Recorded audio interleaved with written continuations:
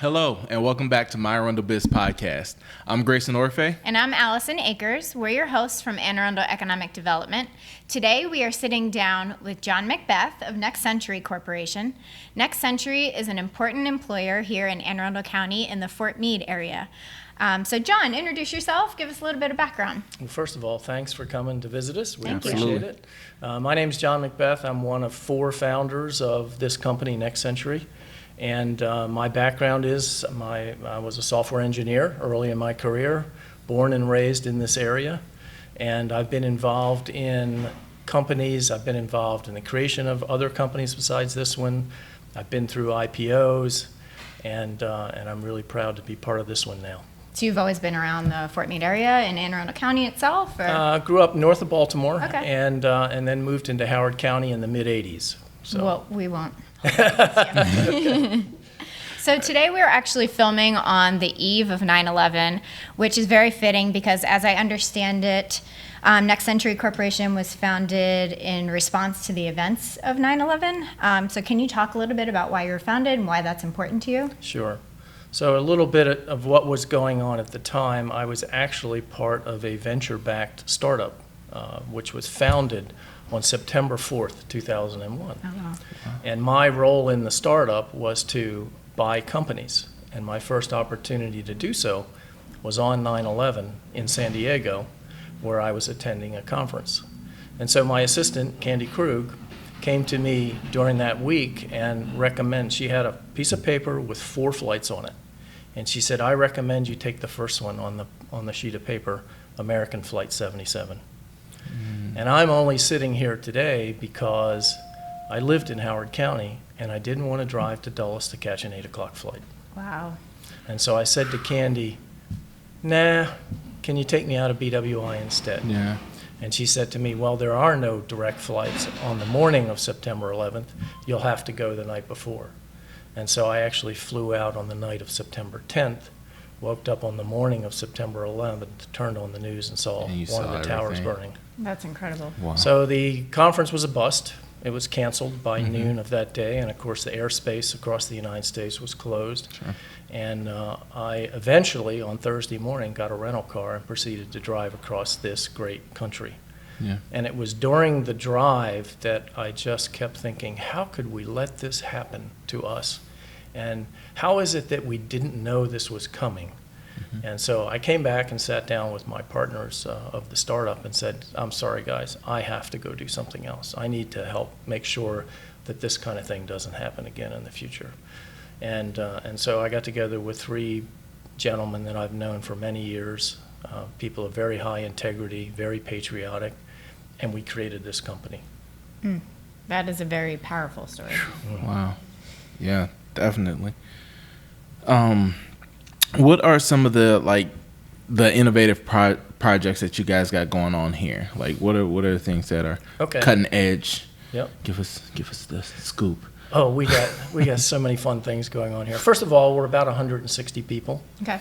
Our headquarters is right here in Arundel County, but we do have a second office in Falls Church, Virginia, where we support our Virginia-based customers. Okay. So some of the really fun things that we can talk about, we do some, our second largest customer is actually the Defense Advanced Research Projects Agency, or DARPA. And we're involved in some really, really cool things. I'll give 2 examples. I could talk about this all day, by the way. Hey. And I love talking about it. We love a passionate leader. Okay. Okay. So the first one is a program called Metaphor, which is short for Media Forensics. And as you may know, one of the problems that we as a nation are dealing with these days is that people are taking images and videos and they are modifying them. Right. Like, for example, there's a great picture of the head of North Korea watching a launch of one of his missiles out at sea. It's a fake image. Wow. Right. And so there's a great deal. One of the great things about DARPA programs is that there are a number of performers involved. So universities across the United States and even internationally that develop these machine learning AI algorithms to help detect if an image or a video has been modified. And it's working really well and helping a great deal. So that's one. That's cool. Yeah. Here's another one for you. It's called Machine Common Sense. And so this is also in the area of machine learning and artificial intelligence. One of the challenges in that field is that we're getting really good at identifying objects. We're getting really good at facial recognition. Mm-hmm. We're getting really good at identifying vehicles, for example. Mm-hmm. But we're not good at the context that they're in. So, for example, and by the way, they're not 100% accurate. Mm-hmm. We're up in the 98, 99% accuracy. Okay, but say, for example, that you have a cow or a camel, Mm-hmm. and they look kind of alike sometimes, depending on the angle. But if you can look at the scene that they're in, Mm-hmm. the camel is in sand, and the cow is in a grassy field, you can use that background to help you say, yeah, that's not a camel. A camel wouldn't be in a field, it Sure. would be in sand, or a cow wouldn't Right. be in the desert. So that's one of the challenges of machine learning in general. Another one is, so the goal of the machine common sense program is to develop the cognitive abilities in machine learning of an 18-month-old child. Oh. Wow. So if you think about that, it's giving context to what's going on. If we can identify an object, but if an object disappears from the room we're in and goes into another room, the machine learning algorithm is done. It doesn't see the object anymore. But an 18-month-old child knows that that person went into that room and they're going to come back out. See that? See what I mean by that? Yeah. Another example is... My mom had that sense. Whenever I'd do something wrong, she'd know. She'd do. I'm like, yeah, okay. Another more fun example is think of two puppets in a scene and a box. And one puppet is trying to open the box, and the other puppet is trying to prevent the first puppet from opening the box. Okay, a child understands that.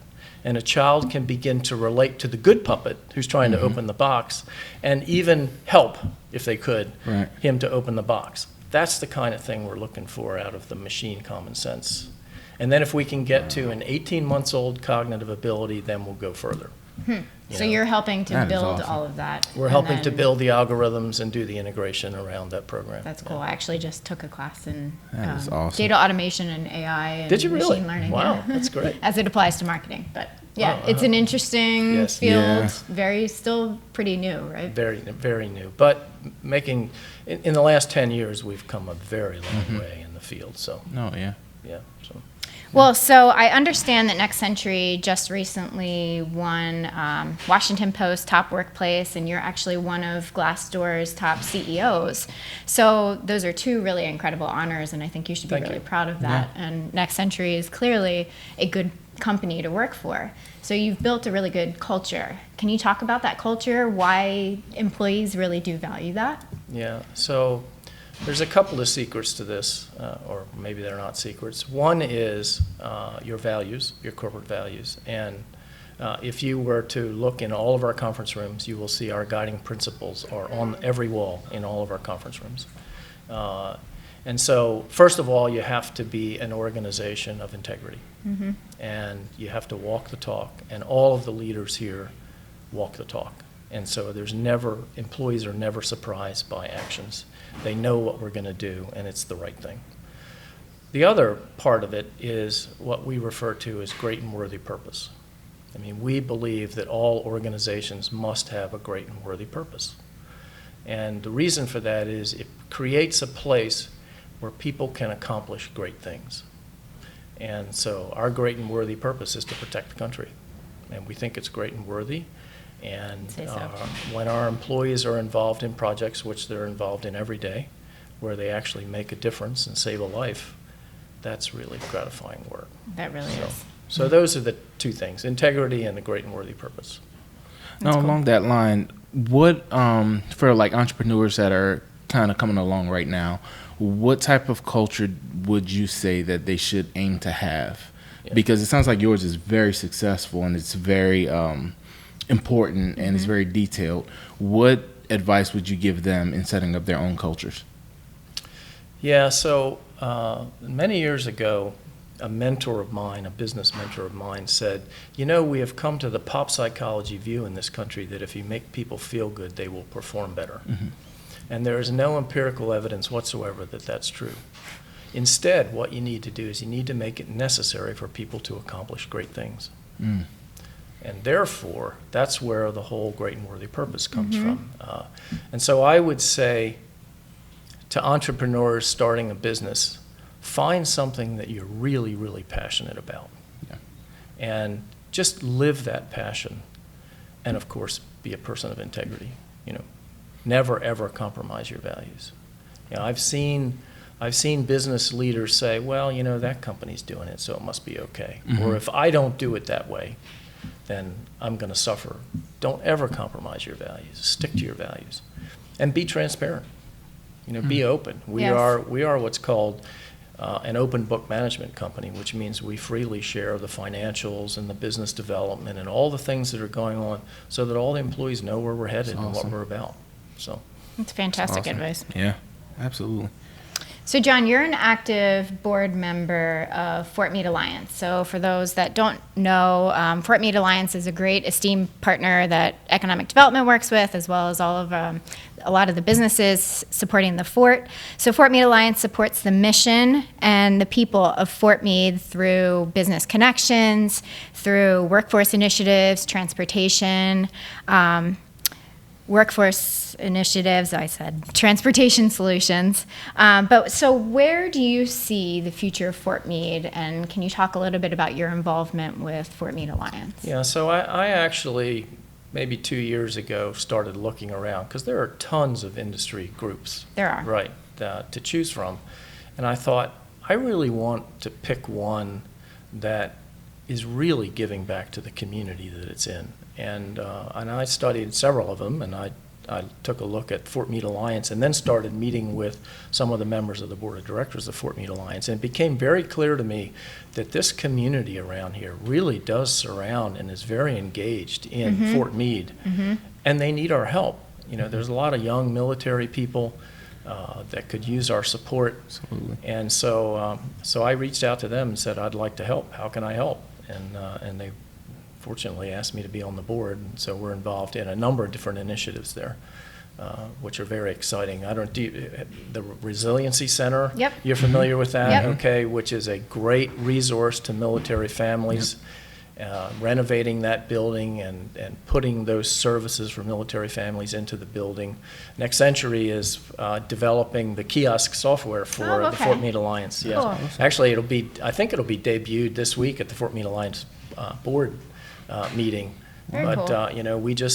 We took a couple of summer interns and a couple of our senior guys and developed all the software for it. So this is a system where a military family can go into the Resiliency Center and go up to a kiosk and just search for different kinds of services, financial services, mental health services. That'd be a great asset. And in fact, they're beginning to talk about actually taking it beyond Fort Meade and taking it to other military bases. Okay. We'll see if it does that. But Yeah, Tim O'Farrell over there is fantastic to work with. He's great. Great to work with. Jerry Walker, who is our CEO, he works closely with Fort Meade Alliance, and I know you have a great relationship with Sarah Horta in our office. So she's the cyber business development associate, so she's worked with John and Fort Meade Alliance very closely. Yep.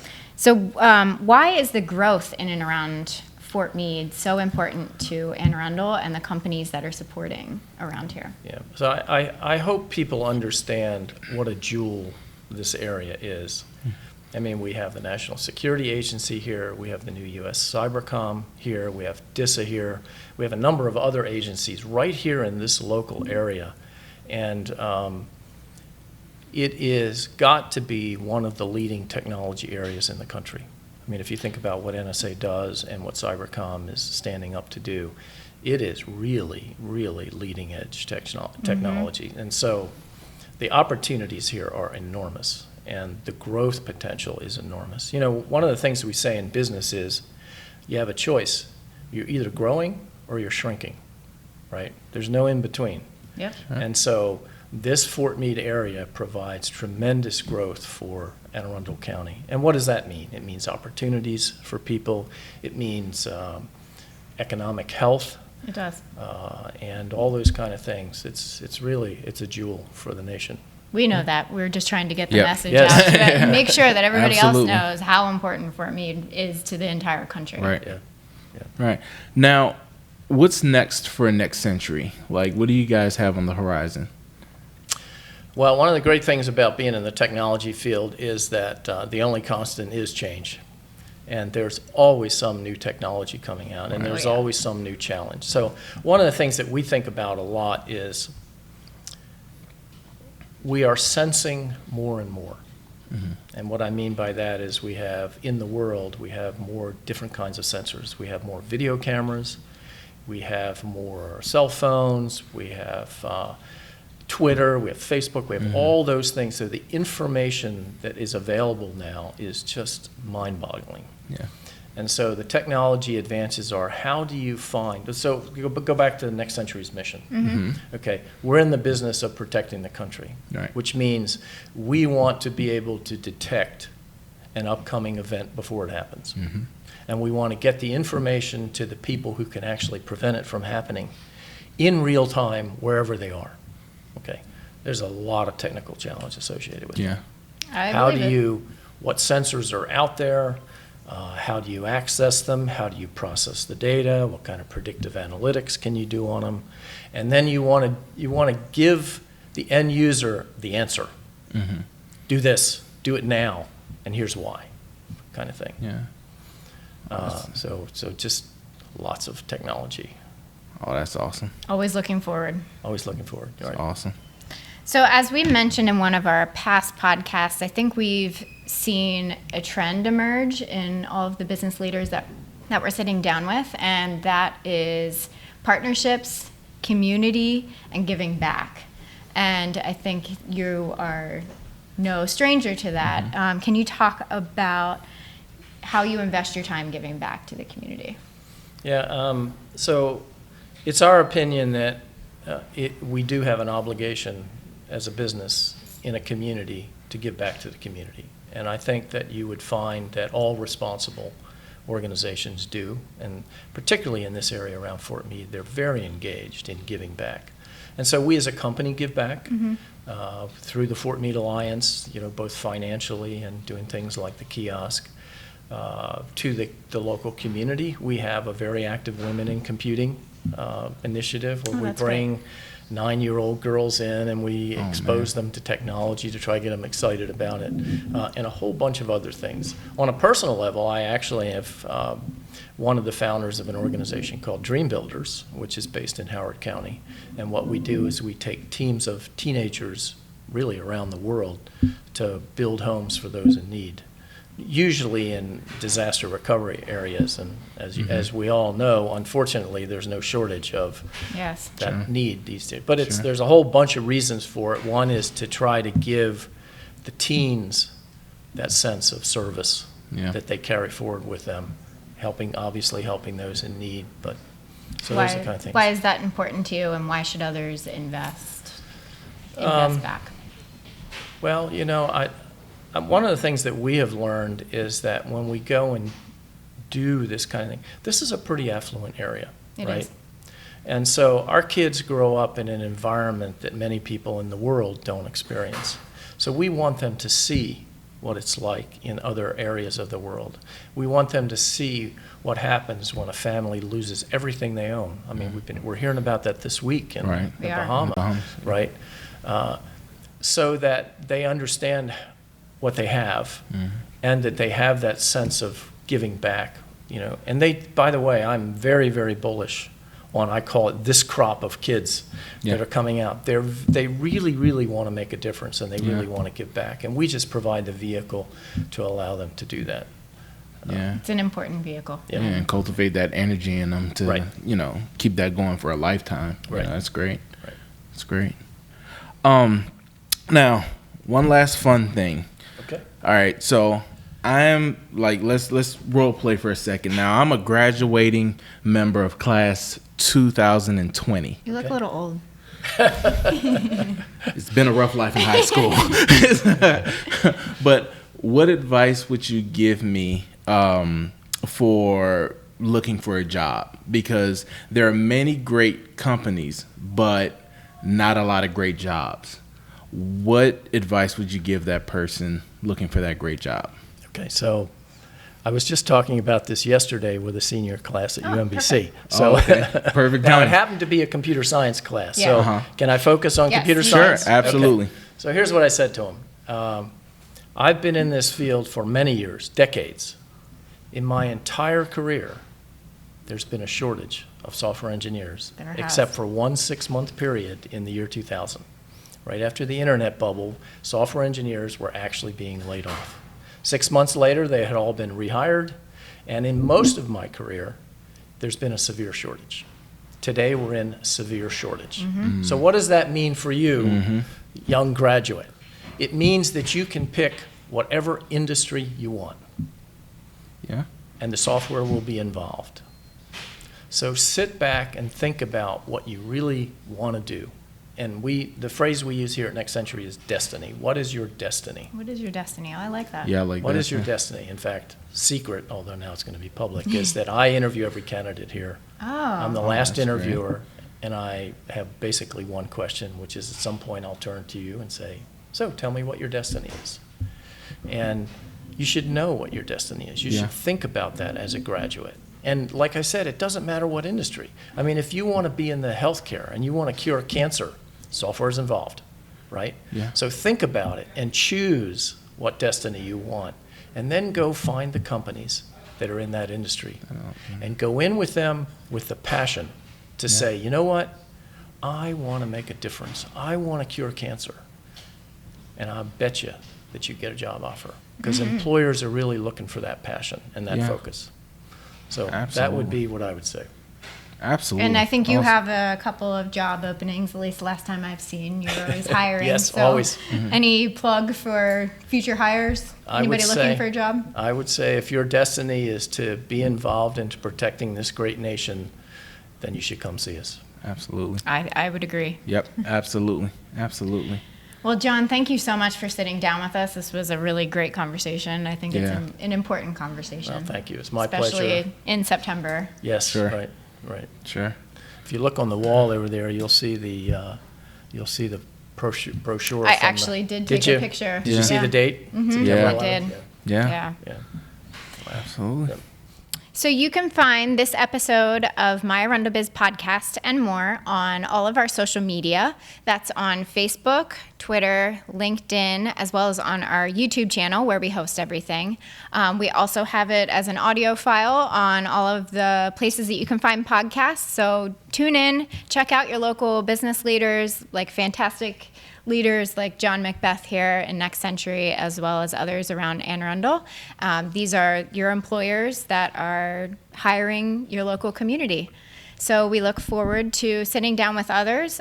Check us out on myarundelbiz.org. Thank you. Thank you, John. Thanks. Thanks for having me. All right.